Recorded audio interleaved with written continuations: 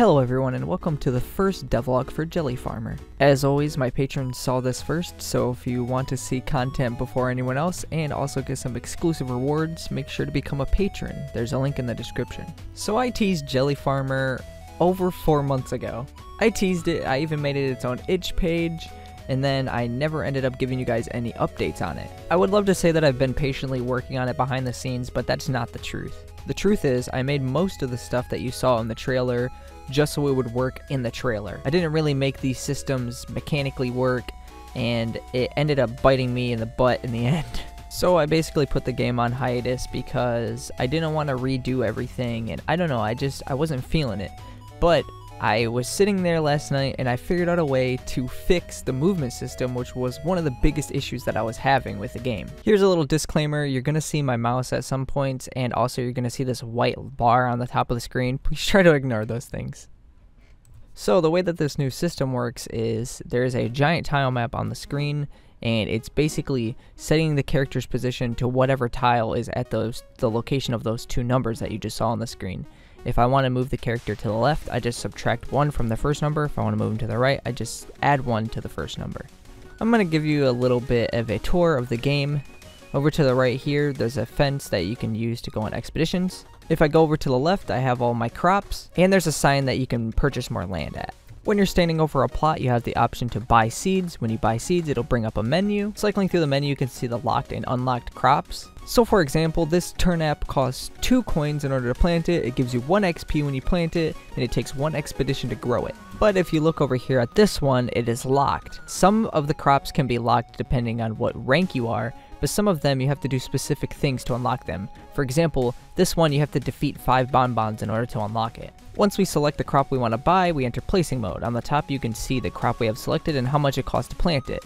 When we plant it, it's going to subtract the money, give us some experience, and the crops are grown. I'm going to take your attention away from the crops for a second so I can show you the stuff going on the top right hand corner of the screen. On the top right there are 3 numbers. The big number is your farmer rank, which is basically your level. It determines what kind of crops you can plant and also how much energy you have on expeditions. The second number is your coins. I'm pretty sure you can guess what they do. You use them to buy things. The third number is your water. This is actually a resource that lets you take time off of the crops without having to do an expedition. Now that I talked about that, I could talk more about what's going on right here. You can see the water icon above the plants. That's because I have water. If I water the plant, it takes 1 timer off the expedition, which this crop only needs 1 expedition to grow, so it instantly fully grows it. You can see when I stand over the crop, it gives you information about the crop's name, how much money it'll give you, how much experience it'll get you, and how many expeditions it needs to grow. When I harvest it, I get the money and the experience, and I can grow more crops if I choose to. Now that I've grown more crops and I have no water, I'm going to have to go on an expedition in order to grow the rest of my crops and get more water. Here I am on the world map. I can move around, and if I go over these locations, you can see they have names, and this one is actually locked. I have to be rank 3 in order to get into it, but for now I'm going to go into Leafy Forest. When on an expedition, everything costs energy, and your energy is on the top left hand corner of the screen. So if I walk over here and attack this bonbon, it's actually going to take energy off of my counter, and also going to take energy when I get hit by the bonbon. An expedition ends when you defeat all the enemies and collect everything, or you run out of energy. Now that the expedition has ended, I can collect all my crops because they're grown, and I can start planting more. I filled up my field, so now it's time to go on another expedition.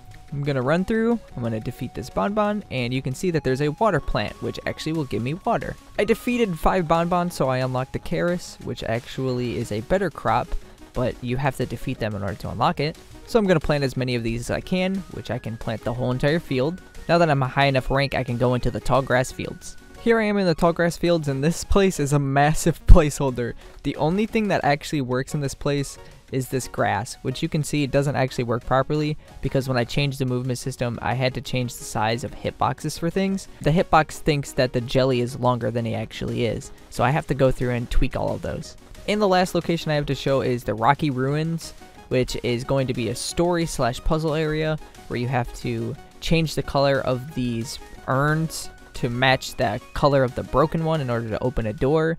These are expeditions that you're only going to be able to go into once, and some of them are going to have bosses. Also, the hitboxes for these ones are broken too, if you're wondering. So that is everything I have so far for Gelli Farmer. I hope you guys enjoyed watching this, and I hope you guys are excited for the game to continue development. The gameplay is pretty boring as of right now, but I'm trying to think of ways to spice it up, and I'm also going to try to walk through this with you guys and try to make the devlogs regular with the content of the game, even if it's a work in progress. With Luna Lane, I like to show you guys more so polished stuff, but with this, I'm not afraid to take you guys a little bit behind the scenes of it. This is a little bit of a shorter first devlog.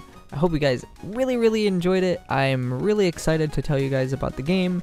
I'm probably going to do a little bit of a write-up for it on the itch page, so I'll put that in the description. Thank you guys for watching this devlog, and I'm almost at 500 subscribers, which is crazy.